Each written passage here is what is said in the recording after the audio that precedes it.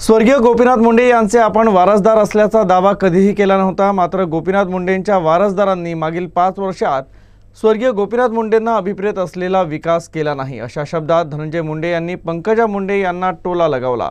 ते भंडारा लोकसभा मतदारसंघातून राष्ट्रवादी काँग्रेसचे उमेदवार नाना पंचबुद्धे यांच्या प्रचार सभेला आले असताना प्रसार माध्यमांशी बोलत होते। मी वारस नाहीच आहे गोपीनाथ मुंडे साहेबांचा। मी कधी म्हणलं की मी मुंडे साहेबांचा वारस आहे? मुंडे साहेबांच्या वारस ह्या पंकजा पालवे मुंडेच आहेत, धनंजय मुंडे नाही। पण पंकजा मुंडे ज्या स्वर्गीय मुंडे साहेबांचा वारस चालवतात, माझा विषय स्पष्ट आहे की बीड जिल्ह्याला जे मागासलेपणाचा कलंक लागला, ऊसतोड मजुरांचा कलंक लागलाय।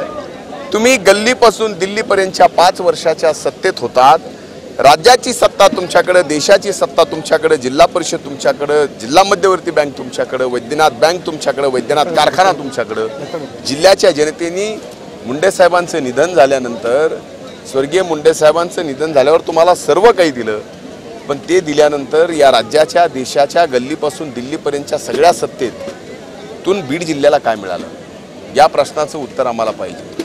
पण 5 वर्षे तुम्हाला सत्ता मिळाली, त्यावेळेस जर स्वर्गीय मुंडे साहेबांना अभिप्रेत असणारं काम या बीड जिल्ह्यात केलं असतं तर आम्ही समजलं असतं की तुम्ही खरंच स्वर्गीय मुंडे साहेबांचा वारसा चालवताय। पण या ठिकाणी आम्हाला त्यांच्या 5 वर्षाच्या कामातून स्वर्गीय मुंडे साहेबांना अभिप्रेत असणारं आणि स्वर्गीय मुंडे साहेबांचं जे बीड जिल्ह्यावर प्रेम होतं, ऊसतोड मजुरांवर प्रेम होतं, त्या प्रेमापोटी जे काही स्वर्गीय मुंडे साहेबांनी केलं असतं ते त्यांच्या वारसाला करता आलं नाही, हे आमचं म्हणणं आहे।